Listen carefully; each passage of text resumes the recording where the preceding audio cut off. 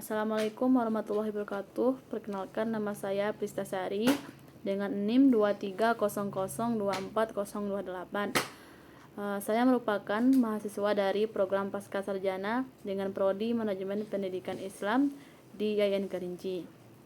Baiklah, pada kesempatan ini saya akan menyampaikan pemahaman saya dalam memenuhi mata kuliah kepemimpinan dan perilaku dalam organisasi dengan topik model dan gaya kepemimpinan dan perkembangan mutakhir tentang kepemimpinan itu sendiri. Baiklah, pada mata kuliah ini dengan dosen pengampu Bapak Dr. Roli Darsa, MPD MT. Baik, langsung saja. Yang pertama ada model dan gaya kepemimpinan. Pada model gaya dan kepemimpinan ini dapat kita analogikakan pada seorang sopir travel yang di dalamnya berperan sebagai pemimpin. Jadi setiap sopir memiliki cara yang berbeda-beda dalam memimpin travel yang ia jalani. Ada yang tegas dan ada juga yang lebih santai ataupun yang demokratis dan lain sebagainya dalam menjalankan tugasnya sebagai sopir. Jadi di sini tentu saja cara pemimpin yang berbeda-beda inilah yang kita sebut dengan gaya kepemimpinan. Model kepemimpinan itu sendiri merupakan seperti peta atau pedoman umum yang digunakan pemimpin dalam menjalankan perannya. Gaya kepemimpinan itu bagaimana seorang pemimpin juga dapat menerapkan peta ataupun pedoman umum tersebut dalam situasi yang ada di dalam organisasi yang ia pimpin. Jadi model dan gaya kepemimpinan ini merupakan hal yang sangat penting dalam sebuah organisasi, di mana pemimpin yang efektif adalah mereka yang dapat memilih dan menerapkan gaya kepemimpinan yang tepat, yang sesuai dengan situasi dan kebutuhan yang ada di organisasinya.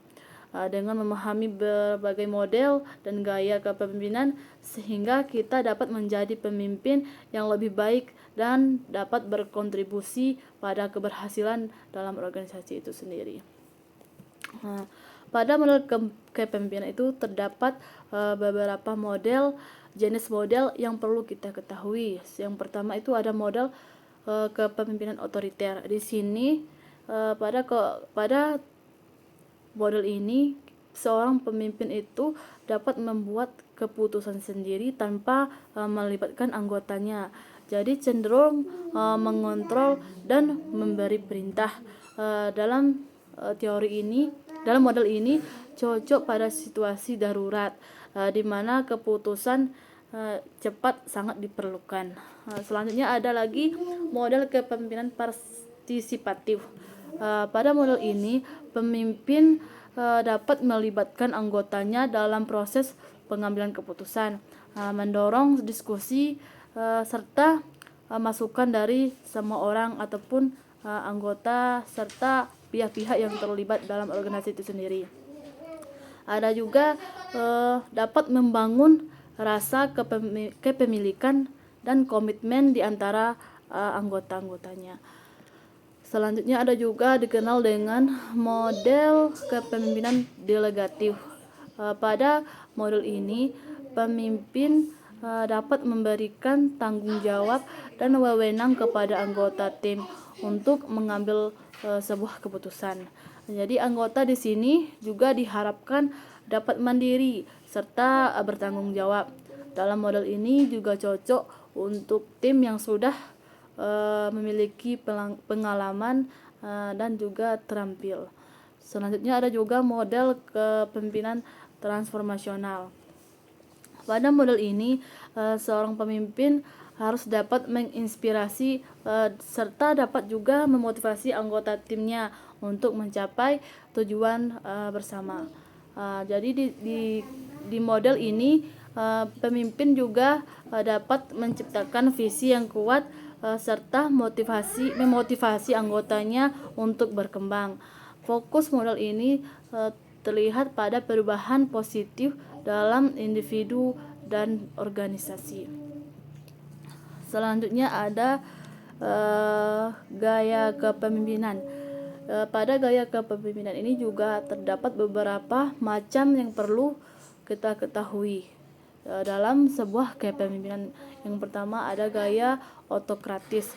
Pada gaya ini juga sama dengan model otoriter, di mana pada gaya ini pemimpin juga mengambil semua keputusannya tanpa meminta ataupun tidak meminta dari masukan dari orang lain, ataupun tidak melibatkan pihak-pihak yang seharusnya itu terlibat. Ada lagi gaya ini juga cocok pada situasi yang membutuhkan kejelasan serta juga ada ketegasan. Selanjutnya ada gaya kepemimpinan demokratik. Berbeda dengan gaya sebelumnya, kalau gaya ini di mana pemimpin itu mengajak timnya untuk ikut berpartisipasi dalam mengambil sebuah keputusan dan serta juga dapat membangun hubungan yang baik dan kolaboratif. Ada lagi yang dikenal dengan gaya kepemimpinan laissez-faire. Biasanya gaya ini pemimpin itu dapat memberikan kebebasan penuh kepada anggota tim untuk bekerja dan cocok untuk anggota yang mandiri dan berpengalaman, tetapi bisa juga menyebabkan kebingungan jika tidak ada arahan. Ada pula yang dikenal dengan gaya kepemimpinan situasional. Hal ini tidak jauh berbeda dengan model kepemimpinan yang sebelumnya, di mana pemimpin ini menyesuaikan gaya kepemimpinannya berdasarkan situasi dan kebutuhan anggotanya maupun kebutuhan dari organisasi yang ia pimpin, serta fleksibel dan responsif terhadap perubahan. Jadi di sini dapat kita ambil bahwa setiap model dan gaya kepemimpinan itu memiliki kelebihan dan kekurangannya masing-masing, tergantung bagaimana kebutuhan yang diperlukan dalam sebuah organisasi yang kita pimpin. Ada lagi dengan perkembangan mutakhir kepemimpinan, di mana pada perkembangan mutakhir ini pemimpin modern tidak hanya fokus pada manajemen sekolah, tetapi juga pada kualitas pembelajaran. Jadi di sini mereka dapat menciptakan lingkungan yang inovatif, menarik serta relevan sesuai dengan kebutuhan peserta didik di masa sekarang ini, atau dikenal dengan pada masa di abad ke-21. Jadi perkembangan mutakhir kepemimpinan ini dikenal dengan kepemimpinan yang mengikuti dengan perkembangan zaman, serta kepemimpinan ini juga dapat dilakukan sesuai dengan situasi dan kondisi yang ada pada saat ini, dan harus juga memperhatikan kebutuhan dari anggota-anggotanya ataupun organisasinya sendiri. Selanjutnya kepemimpinan pada saat ini tentu saja sangat banyak mengalami transformasi yang signifikan. Pemimpin pendidikan di masa depan harus menjadi agen perubahan, inovator dan fasilitator pembelajaran.